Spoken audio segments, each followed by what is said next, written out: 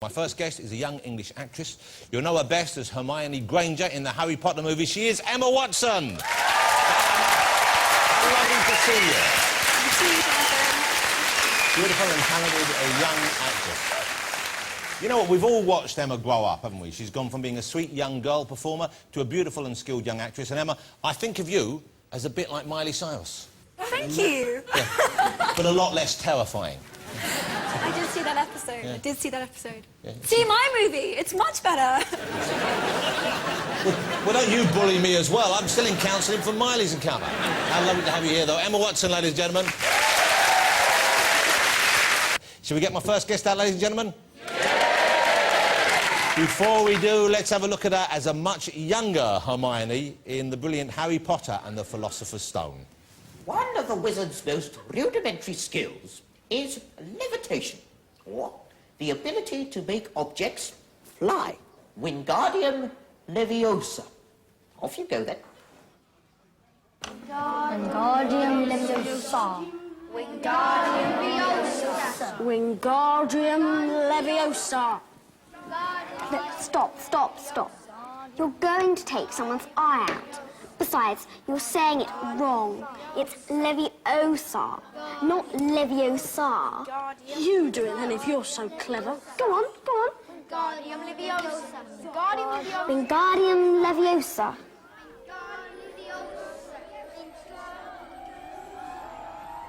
See here, everyone. Miss Granger's done it. Splendid. Wingardium Leviosa. Well done, dear. I think we're going to need another feather over here, Professor. How young they all are there. Will you please welcome Emma Watson, ladies and gentlemen.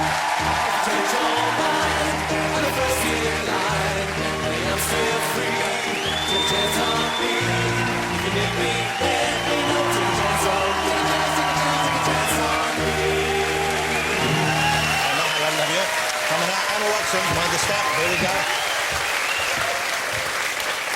Wow, nice to have you here. Hey, that's, you look back at those films, I mean, that's a while back, but you're just babies in that, of course. How old were you when you made the first one?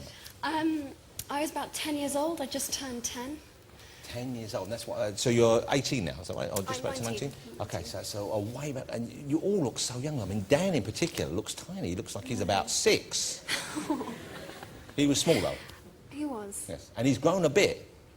A little bit, yeah. Yeah, he's a lovely guy, though. I mean, they're all of you guys. You kind of grown up with them, I guess. I mean, that's the biggest chunk of your childhood. Definitely. They're like, they really are like my siblings. Really spent so much time with them. You when you were, before you got the role, you'd read the books. You were a fan already of the books, I believe, weren't you? Those that had been out by that stage. How many times did you audition to get the part? They found Dan very late in the process. He never actually kind of, he didn't kind of go in for auditions. He was kind of a friend and whatever.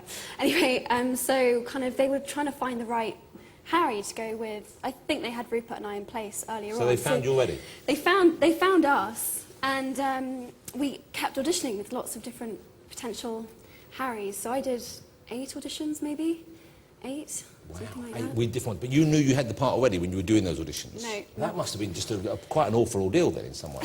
It was like my life for like 3 or 4 months. I was just wanted it so badly. And were they seeing other potential Hermiones, or were you the only one?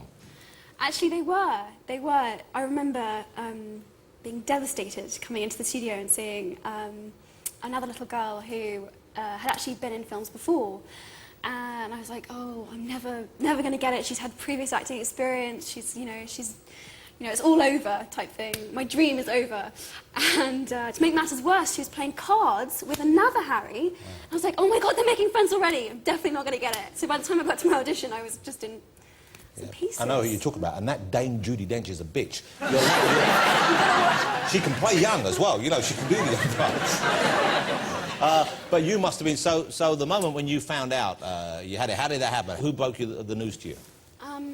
We came into the studio for another audition, and David Heyman, who's the producer, sat us down in his office and said, you are You're the preferred candidate. I remember him saying that for the role. You're the preferred candidate? Yes. So he didn't actually say you had it yet then? Well, no, that was it. 5 minutes later, there was a picture of us online, and it was all going crazy. That's weird. That kind of strange use of words, that you are the preferred candidate. Yeah. He was still hedging his bets up to the last minute. Well, I guess maybe he didn't really want me. So when you heard preferred candidate, did you think, great, I've got it, or did you think, what does that mean? Probably. My 9-year-old self was like, yeah, good, got it. Have I got it? Have I not? No. And presumably you're now beginning to think about when it's over. It's going to be a bit of a wrench, I would have thought. It's going to be kind of strange, isn't it? Yeah, it will be strange. I mean, I'm being asked to talk about it a lot, but in a way, I've still got a lot ahead of me. We finished filming in April next year, so we've got a while to go, you know, and then 2 more to be released, and the theme park, and it doesn't feel over. There's a theme park. Were you involved in all that as well? Do you have to be involved in that, or you? Actually, we were. We filmed a scene for one of the rides. It's going to be like interactive, and we're going to talk to you and stuff. After you finish this, you've already got kind of the next few years planned out, haven't you? You're going off to study. You're going to university in America. Yes. Okay. Once again, that's an exciting thing. Exciting to look forward to. Why go to America? Why not stay here and do it? Over here, you just have to choose one thing to study for 3 years, and I missed so much school, and it really appealed to me that in the States you can study this kind of really broad curriculum. You can take sort of up to 4 courses a term, and it's very like open, and they really encourage you to do different stuff. And I'm really into art as well, so it was great. Just better choices available. Just more choice. Here's the thing which is incredible, I think, is you've made these movies, you've been working on them, but also you've done so well with all your grades. This sounds kind of, I don't know, but you've got A's in all your GCSEs, is that right? And in your A-levels as well? Yeah. Wow, congratulations. That must be really hard to be studying when you're filming. Yeah, it was tough. It was really tough. I felt very torn a lot, but it was so worth it. You know, I'm so excited about going to university, and you know, I want to have my cake and eat it. I want the best of both worlds. I want to do everything. Yeah. But it's interesting you say that, because there must have been some things that you did miss out of, you know, the kind of normal things that kids go. What kind of things did you want to do more of, or did you sort of see your contemporaries do that you couldn't join in with? Just, you know, if you're working really long hours, you know, maybe you can't make, I don't know, someone's birthday party or a sleepover or something that you know, but just I never felt like I was missing out because I was gaining so much. Yeah, so what you got in return, the balance was totally. in your And you favour. know, and there were gaps in between filming, and I would always go back to school, so I'd get to see my friends then, and like my life felt like both parts were kind of a holiday, because I'd get a break from school and get to go and do something really exciting and fun, and I get to come back again and see all my friends again. So, I mean, I was always working, but it was exciting and fun. How do boys deal with you when they see you out and about now? And if, you know, if you're in a club or in a party or something, you know, guys are going to want to talk to you, I guess. But they know who you are, or they think they know who you are. They know who Hermione is. Do they use that as a kind of way of trying to start a conversation with you?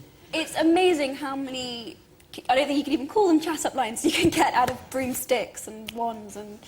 Well, it would be amazing, because none of the rest of us have ever heard one. So presumably they think I can use that great broomstick line I've been sitting on for years. The other thing they do is they come up and they think, tragically, they think they're really original and really funny, and that I never will have heard this before. They come up and go, oh, you're the girl from Narnia, aren't you? Obviously they know that I'm not, but they think that it's funny because...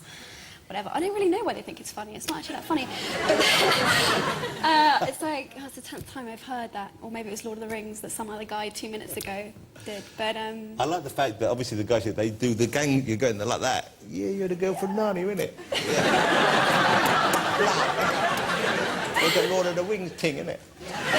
Lord of the Kings. Is there anyone in your life at the moment? Are you seeing anyone? Do you have a boyfriend? I do, actually, yes. I do. Fair enough. Well, I'm pleased to hear that, and I hope that goes well for you.